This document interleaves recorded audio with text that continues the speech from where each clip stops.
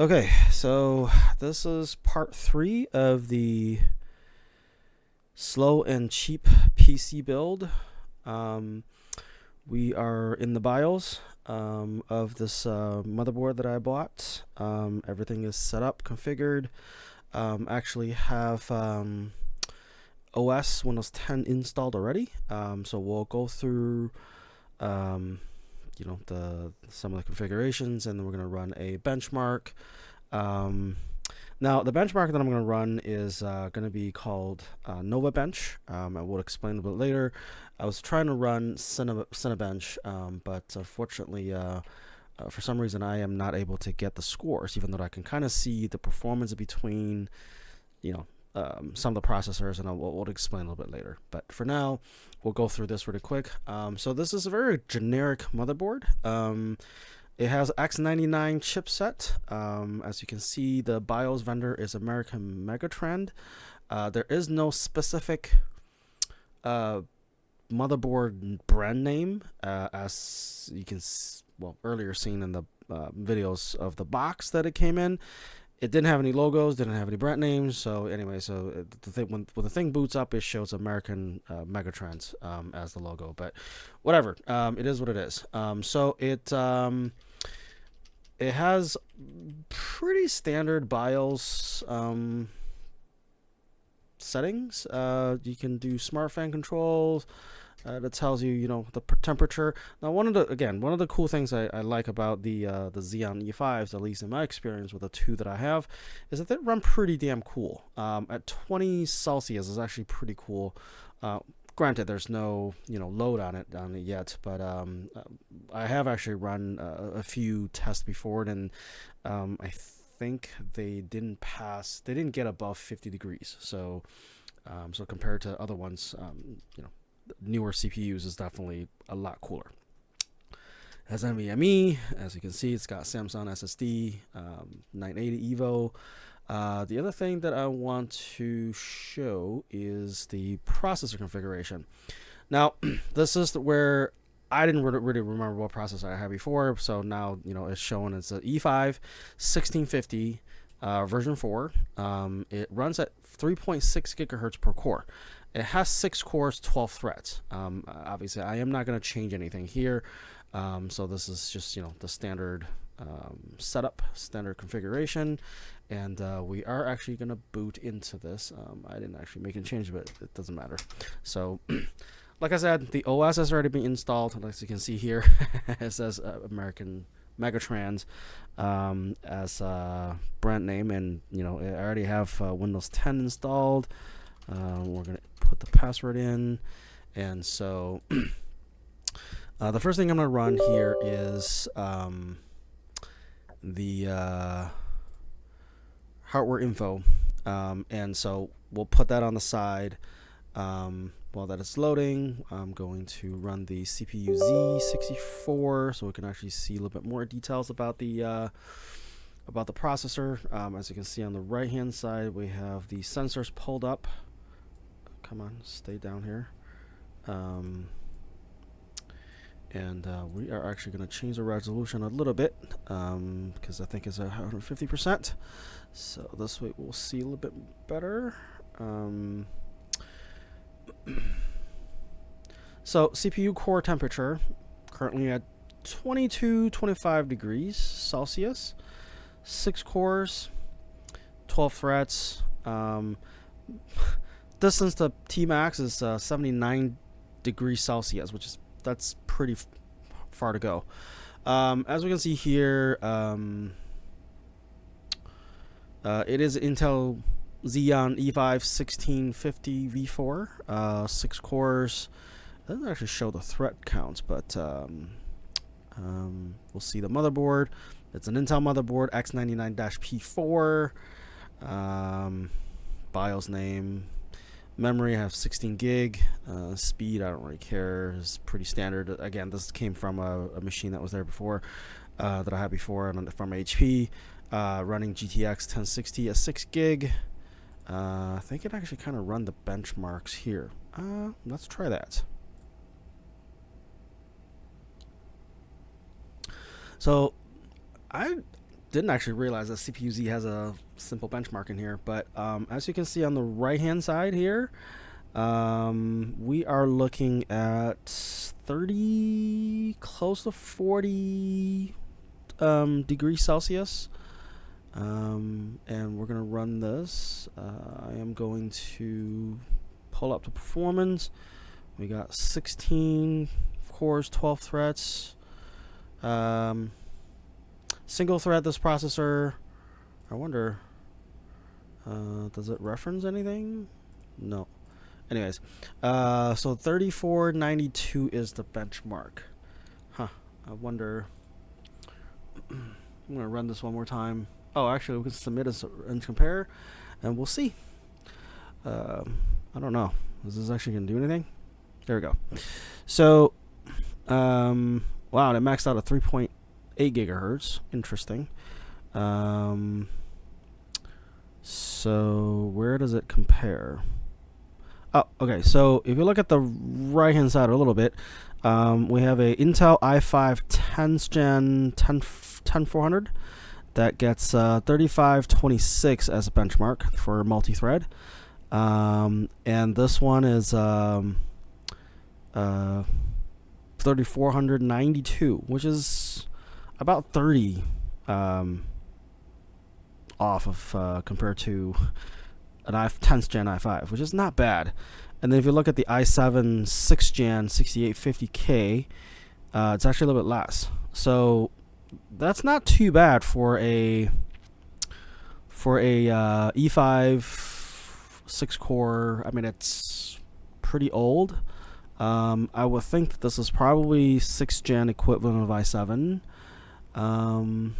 Yeah, so that's that part. And then I'm going to close this, and then we are going to run Nova Bench.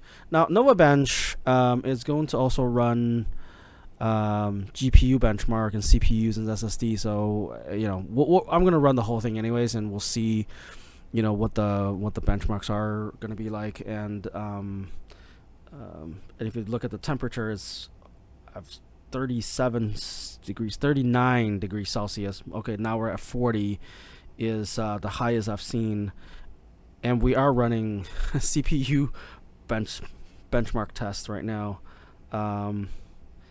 And temperature is at very low 40s, and it's one core. The rest of them are like in the 30s. So the processor is pretty efficient actually. Doesn't get too hot. The CPU heatsink that I put on there probably is overkill anyways. Oh, we got a 51. But that's the highest I've seen. And compared to the 12th Gen i7 that runs at like 80 Celsius or 90 Celsius or even 100 Celsius under stress tests and benchmarks and all that stuff. So this is not bad. It's gonna run GPU test. It's interesting that it doesn't actually have any graphics, but the old version of this Nova Bench actually has a graphics portion of it that runs, I believe, OpenGL or DX12, 11 or 12. Oh, there it goes. So it does do graphics like 3D rendering test. This is actually not too bad. Interesting enough, it doesn't show the frame rates. The old version did. So for some reason, this one doesn't. It's decent. I mean, it's a 1060. It's not the best card for any. It might have been a decent card back in the days, but for nowadays, this is like nothing. This card probably can handle movie playbacks and stuff, and really it can play some games. And one of the games that I have installed so far is called Live for Speed. So that's a game that you can play kind of for free. There's a paid tier, and once you pay for it, you get more tracks, you get more cars. Now, that game does not emphasize on graphic as much as the newer games these days. It also does not have licensed cars, I believe, except one Formula One BMW. All the rest of the cars are, sort of similar look and feel of other, brand name cars, but they don't call them that. The Live for Speed game, while it's free, you can also obviously pay for it for different tiers and access. They focus on physics quite a bit. One of the things that I like about it is that during the gameplay, your your tire temperature changes, the traction changes, the wear and tear also occurs on the tires, and so your grips changes while you race, fuel consumptions and all that other stuff. And even with the graphics, you can kind of see when you're cornering, the tires tend to wobble and leans one way or the other. So it's very nice that they spend a lot of time on physics. And so that's one of the games I play quite a bit. And eventually, this machine is going to be hooked up to a large TV, and have wheels and steering wheels and pedals and all that stuff. So that's pretty much the game that I'm going to be playing on this machine. And for the specs that it has now, it's plenty fast and more resources than it needs to play that game. So anyway, so we have the X11 at 53 frame per second. The CPU score came out to be 1213. Let's take a look at the comparison. I don't know if it's gonna let me. Yeah, so it doesn't really show me the actual comparison. But not that big a deal. So this is 1213. So I think this shows there's a different way of I thought there was a different way of showing like whether it's a single thread or multi-thread, but whatever. Yeah, interesting. Sorry, that didn't really have much of a comparison, although the other funny thing is that it's only tested 8 gigs of memory instead of 16 gig, which is kind of interesting. Yeah, hard drive that's on par with the specs. So 281 is probably going to be about right for that M.2. So I think this is actually not too bad. I have another comparison. While it's not on screen, but I do have another machine that ran Nova Bench before, and it had a score of 2607 compared to what you see here, 1928. The CPU score, it's really where it has the biggest difference, is 1661 versus here what you see is 1213. Now I will tell you the difference. Like this processor obviously is 6 core, 12 threads. It's a modest performance, right? It's nothing fancy. And it scored 1213. The CPU score that I have from this other machine that scored 1861, right? So there's only about 600-ish difference. Although comparatively, that is about 30% more performance. The processor on that one is a E5 Xeon E5 2680 V4. The base clock speed is 2.4 gigahertz on the other one. However, that one has 14 cores and 28 threads. So we are more than doubling the number of threads and cores. While the base clock speed is slower, but multi-core processing is it's going to be a much faster, much higher score. So, but anyway, so this is what it is, and I will actually show you a little bit again while you're looking at the the benchmark tests and stuff on CPUs. It never actually passed, for the most part, never really passed mid 40s. And then I am going to close this out, and we'll play a little bit of this game, and so you can kind of see what I'm talking about. And I have not logged in with the paid tier yet, so I'll show you what the free one looks like. Live for Speed. I think you can only do single player for now. This one is going to be, this car looks like one of those Mazda, that rotary engine car. Oh, man.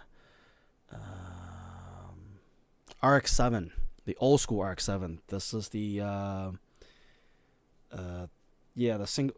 Well, this car particular in this game is not a turbo or anything. It's just a standard. So it's a coupe, rear-wheel drive. Obviously, you can change if you go to the garage.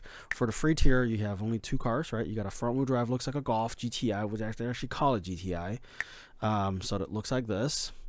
Obviously, it's front-wheel drive, and you can actually change the brake settings, suspension settings, steering, final drive, tire settings, different tires you can set. Oh, obviously, I can't change it because one is the setup is preset, and the other is I'm also not in the pay version, but you can change, I believe, the can't change anything with the old setup. But let's just do a new setup, right? Let's do test.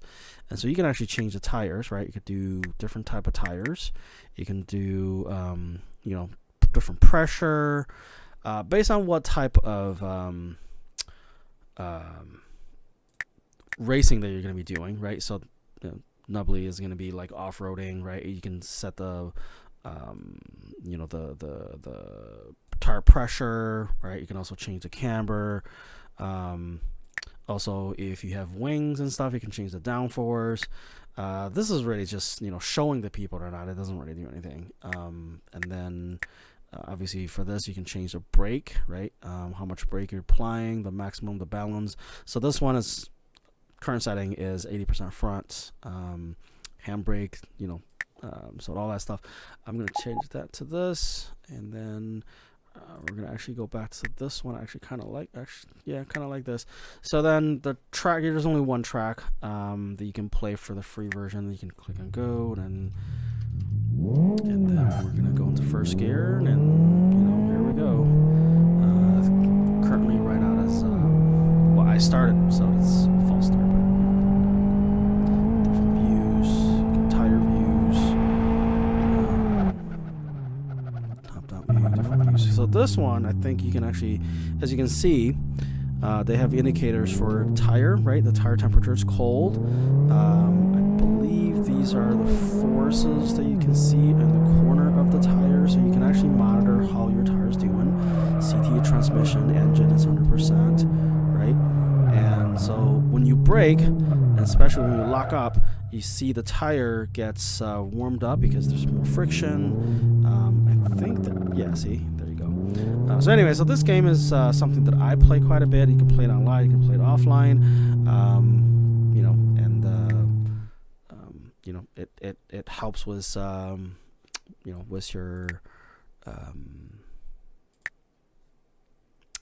with your driving, I guess. You could do car park, where you want to just kind of go crazy. And we're gonna do this. Change different cameras.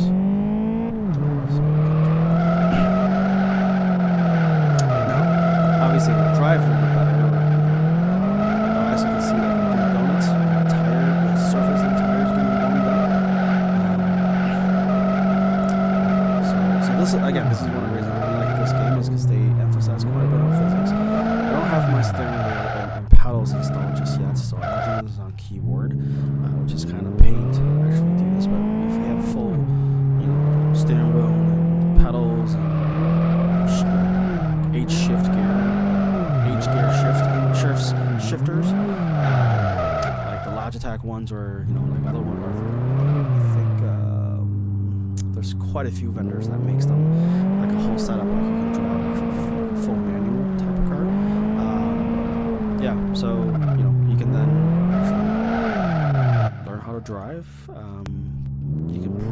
There's online games that you can learn to set up your car to do drifts, and they actually have drift competitions, which is kind of cool. But I'm more into the track racing type instead of drifting. So but yeah, so this is the game that I'm gonna be playing on this machine, and again, this is more than capable of handling this game. As you can see on the side, there's upcoming events you can join. They do different things. There's a Rallycross one, Yeah, there's quite a bit actually. Formula One. So, anyways, yeah, and you can unlock, right? If you purchase a license, then it's connected to your account. And you can unlock and you can play more. So yeah, so this is pretty much the setup.